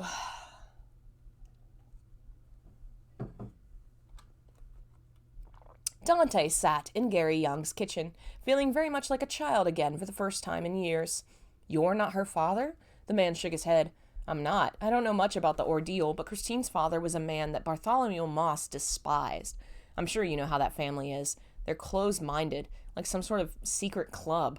Christine's mother was raised in that world. Marilyn was quiet. I went to school with her. She arrived at school every day in a limousine with armed guards. She was the resident rich kid, and we all hated her for it. But really, she wasn't proud. She was just horribly off. Like she didn't know how to talk to people. I was one of the few she would even say hello to. We ended up going to the same college, too, so I was around when Christine's first relationship went downhill. I suppose she had had enough of her family. She ran away with some guy she met from out of town. There was a huge manhunt for her. The cops, the local militia, the family's guards were all scouring the streets. The way it was, you'd think the president's daughter had gone missing. When they finally found her, she was 3 months pregnant. The cops handed her screaming and fighting back to her family and arrested the man for kidnapping. Of course, she was old enough to make her own choices, and it was hardly a kidnapping, but I'm sure more than half those cops had been giving some incentive to arrest him. Bartholomew had that much influence, especially back then. They took her home, and she remained there for months. Nobody saw her. I was worried, so I kept trying to sneak into the mansion to find her. Everyone seemed upset and tense. One day, Bartholomew found me. I was sure I was about to be arrested on the spot, but he did the most shocking thing. Would you like to marry my daughter? Well, I'd been in love with her since before I could remember, but I certainly didn't want her father asking me, and I wanted her to be happy. They brought me to her, and I could see she wasn't. She was more withdrawn than usual. The baby was only a month or two away then. Sadness permeated the air around her, and I felt bad just looking at her. She looked at me, and she grabbed my hand and said, "Don't leave me with them." That was all it took. So, we were married in the smallest and strangest ceremony I'd ever seen. Only my mother and father, her family, and a few others were there. Marilyn was crying the whole time. Afterwards, her family brought us upstairs and led us to a large room, shut the doors behind us, and I found myself in the biggest bedroom I'd ever seen. They wanted us to celebrate our union, but she was in no state for it, still crying. We never did anything. When the time came for the baby to be born, I was right there with her. She latched onto me again. Don't leave me with them. I promised I never would, but the family's bodyguards forced me to break that promise. I fought back, but I'm not exactly the strongest man. They took me from the room, out of the mansion, all the way back to the city. I hopped back into a taxi cab and went back, but when I got there, I couldn't find the place. It was gone. It would be months before I saw my child or my wife. Marilyn looked dead on her feet the next time I saw her, but the baby girl was beautiful, the happiest child. When I walked into the room, Marilyn handed her to me and walked away. I knew then more than ever the woman I loved had been destroyed by her own family. After that, I rarely saw her smile, hardly heard her talk, and she walked like someone with no reason to be alive. She loved her child, I knew, but she hardly touched her. I was so confused, and the family never told me anything. We tried for many years, but when my kid turned 8, we divorced. Marilyn left, and I never saw her again. The man fell quiet. his hand circling his cup. I knew then the Moss family was troubled, and I vowed I wouldn't let Christine get swept up into it. A sad chuckle followed, and Gary glanced down. I failed at that. Miserably. The summer before high school? Dante muttered. They came to my house and grabbed her, Gary spat. Walked right in like they owned it, took my daughter, and drove off. I fought, but they kept me back, and Christine, despite the strangeness of it, trusted her grandfather enough to go with them. Poor girl. They drove off, and I went after them, but once again, I could never find the mansion. Just gone. How'd she come back? Gary turned away. There's a part of this story I would hate to tell. I suppose it will come out eventually, but it's hers to share. She showed up at my door one night and cried. My worst fears as a father had been realized. The family had broken her spirit, too. She was in the hospital for months, and we were in court for months after that. Bartholomew won with ease. It hurt Christine so badly to see her grandfather choose to save the face of the family rather than side with his granddaughter. What did they do? Dante asked, but Gary shook his head. I can't tell. It's not my place. I doubt Christine would tell you either. Maybe one day, he sighed. The two fell into silence. Dante had his eyes on the table, his hands fidgeting. What about the fire? Fire? Broke out when Christine was a kid, I guess, Gary said. It was one of those summers. Most of the family was there, and it killed about half of them. Barty managed to rebuild the mansion, but for 4 or 5 years the summer trips ended. The next one was the one before high school. Hasn't been another one since until now. Is there anything else you can think of? Any clues? Gary shrugged. I don't know what would be of use to you. There is this, I suppose. He stood and walked to the stairs. Come on. Dante sprung up from his seat as if he'd been reprimanded and hurried after. They went upstairs and entered a bedroom. It was Spartan, with a bed and table and a few things decorating it. A doll on the bed, a poster of bands on the walls. 5 for fighting. Her old bedroom, Gary explained. He moved to the dresser, leaned down and took out a book. She left this when she moved out. I don't think she remembers it's here. He lifted the hefty book and handed it to Dante. It was old leather with a large seal on the front, a snake eating its own tail, and there was an inscription beneath it in ancient Hebrew. It burned to touch. Dante winced but held on anyway. Let me guess, good old Grandpa gave her this? Gary nodded. For her 3rd birthday. Dante glanced up in surprise. He shook his head and tried to turn the pages, but they wouldn't open for him. This is really powerful, not something for a kid. I'm afraid I really wouldn't know, but I think you'll be able to figure it out. Gary smiled kindly and Dante felt his heart burn. Don't blame yourself. You've been trying more than anyone to help my daughter, and I thank you for that. The man turned red in the face. I promise I'll fix this. I'll stop whatever madness is going on around here. Gary nodded. I'll hold you to that, young man. He smiled, and Dante returned it. Suddenly, Dante's phone rang. He pulled it out of his pocket and checked the number. A friend of mine. Hopefully they found something. He opened it. Lucia, anything? She was currently at the library, poring over a table of old texts. Found it. The name Ashma was a little ambiguous, but it was easy to discern once I found the origin. It's Hebrew. Dante glanced in the book to his hand, which had Hebrew on it. Okay, what's it mean? Well, Lucia chuckled darkly, means we're in shit. Way over our heads. Dante, this isn't something you or I have dealt with before. This is ancient. What, like Mundus? Way more. These guys have been around since the beginning. Confused, Dante frowned. What was more ancient than the damned king of hell? Explain. Think biblical, Dante. This guy Ashma is Ashmedai, Asmodeus, one of the 7 princes of hell. We're talking the original war of dark and light. Wait. Dante glanced at Gary, who looked concerned. Holy shit. Literally. We're talking the real God versus Satan war, and somehow you've stepped into it. You've really got to learn to keep your nose clean. Yeah, but then I'd be out of a job. He smirked a little, feeling some of his usual confidence returning. We'll talk more later. I gotta go. He hung up after saying goodbye and turned to Gary. Thanks for the help. I think we've got a lead, and I promise I'll bring Christine home again. Dante turned to go, but Gary held onto his shoulder. Thank you. And he sighed. When you find my daughter, please. Dante watched his eyes grow weary. Be careful. Don't let her fade away like her mother. The agony was clear on the man's face. Dante gave a slow nod. I will. Christine wandered aimlessly through the museum. She had gone through Impressionist art, Monet, seen the statue of David, but still had yet to find the gem she was looking for.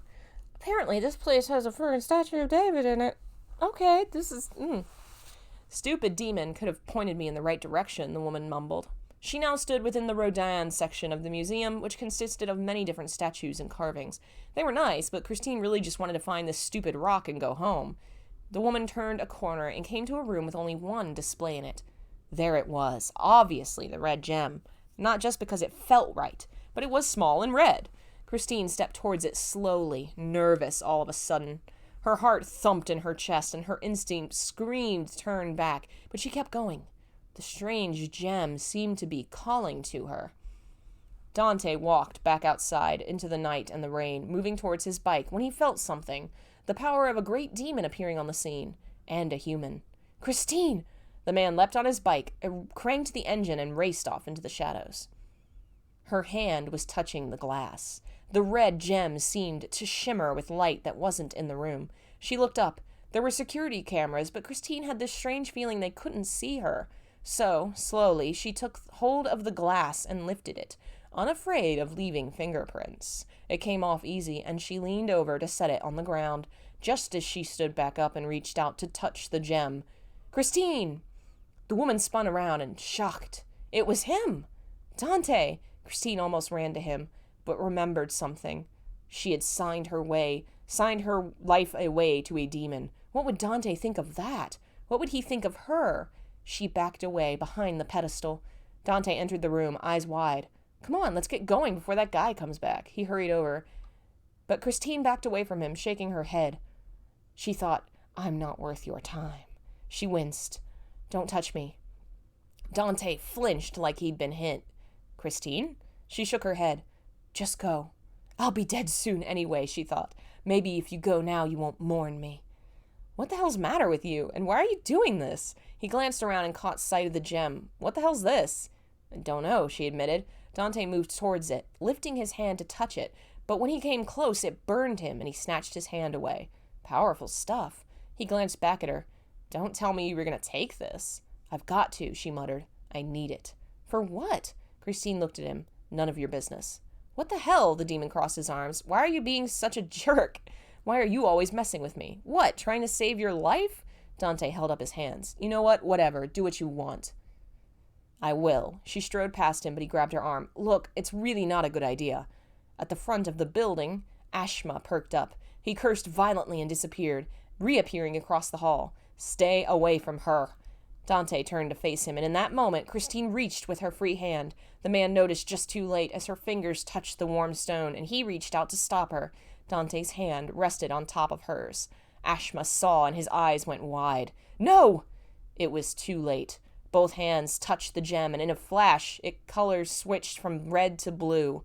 In a bright flash of light, both Christine and Dante were flung to opposite sides of the building, tossed through walls, slinking across the floor. Christine's body hit the bottom of a tall statue, which shook and then slid off its pedestal. The work of art, easily a few 100 pounds heavy, fell on top of her. Dante hit the ground bleeding. His head throbbed, his bones ached. The man winced and stood. "Must have been stronger than I realized for it to hit that bad," he thought, trying to stand. But he couldn't. Though it was only a bit of a wound, he couldn't move. Every time he tried, his head throbbed, his back seared with pain.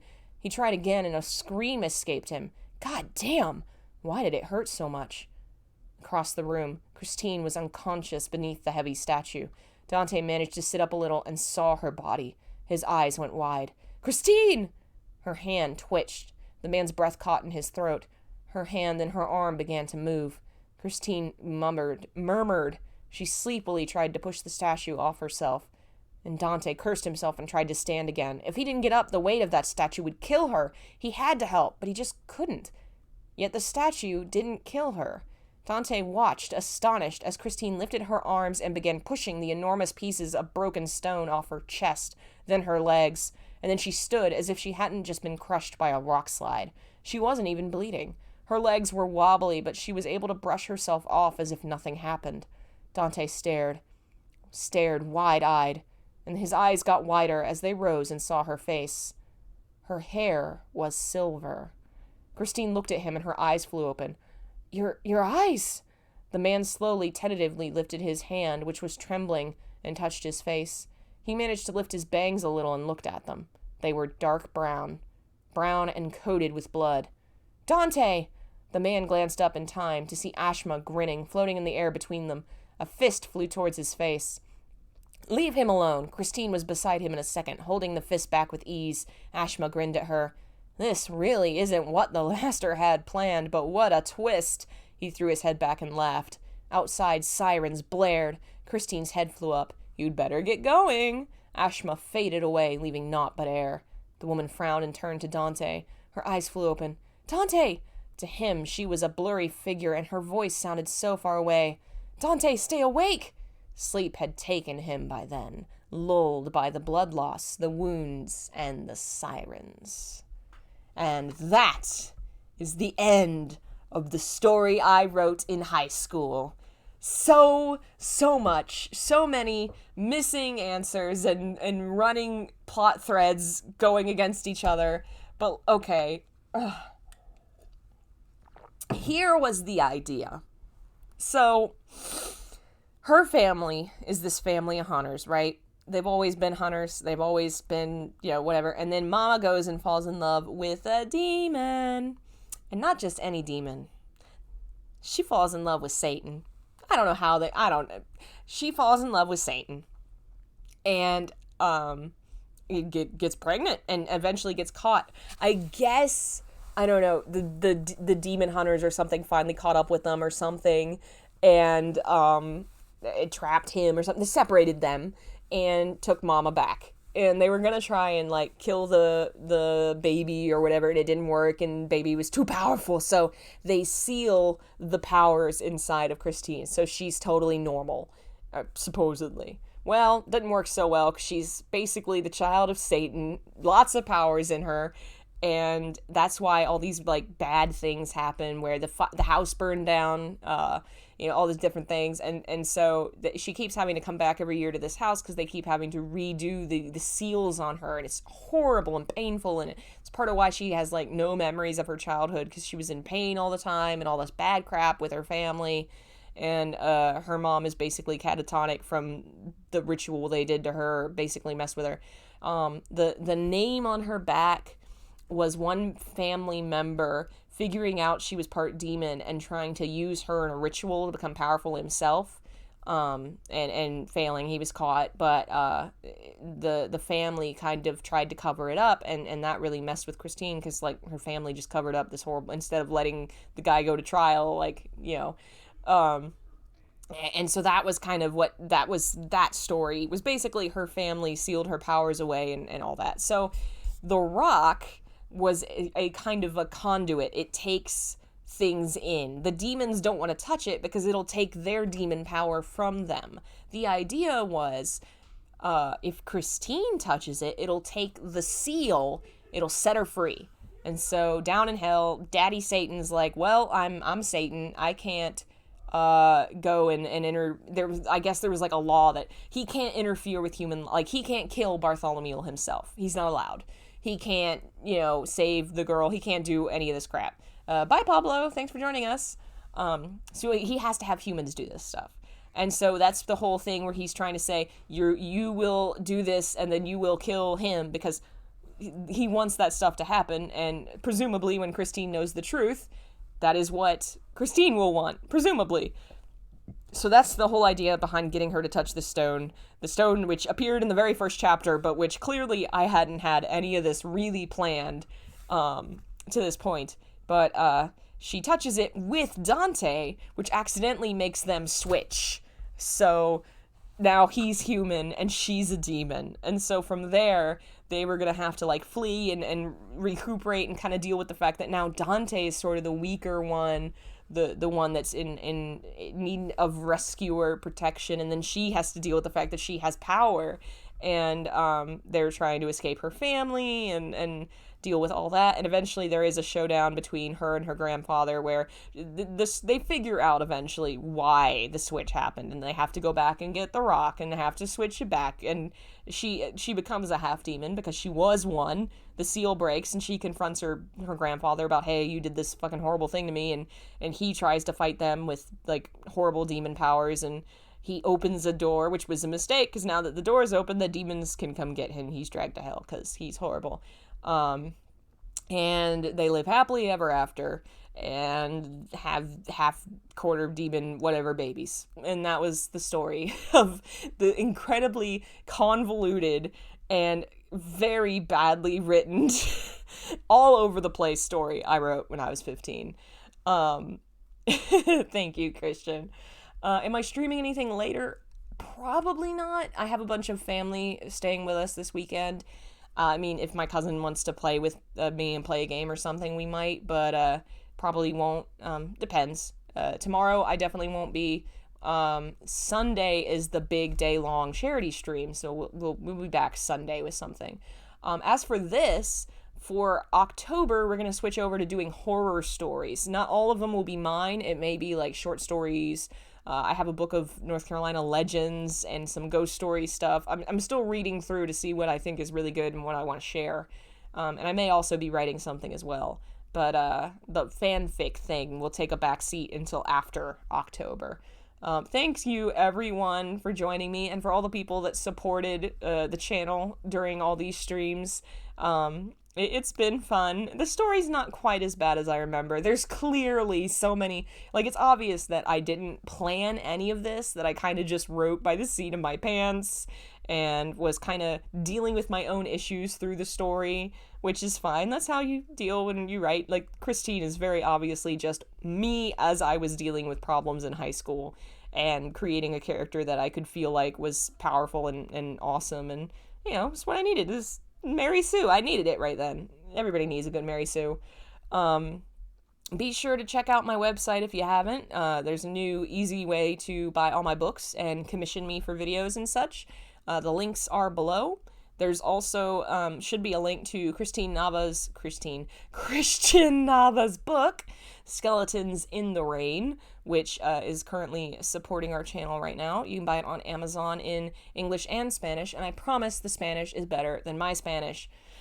Follow me on Twitter and Facebook if you want to keep up more up to date with things, and you can join the Discord if you want to hang out and party all the time with the cool kids. I believe that's all of my updates right now. I have a P.O. box. I'm also going to be creating a wish list of stuff needed specifically for the channel so that people can send stuff there. And thanks again to Joe Kerr for the lovely presents. And I do believe that is everything. Oh, wait. There it is. It will not be continued unless I don't know, if I have free time in the future, maybe I'll try and put a bow on this, but that was the story. Thank you so much for joining me. Everyone have a great weekend, and I will see you at the least on Sunday for the charity stream. Bye.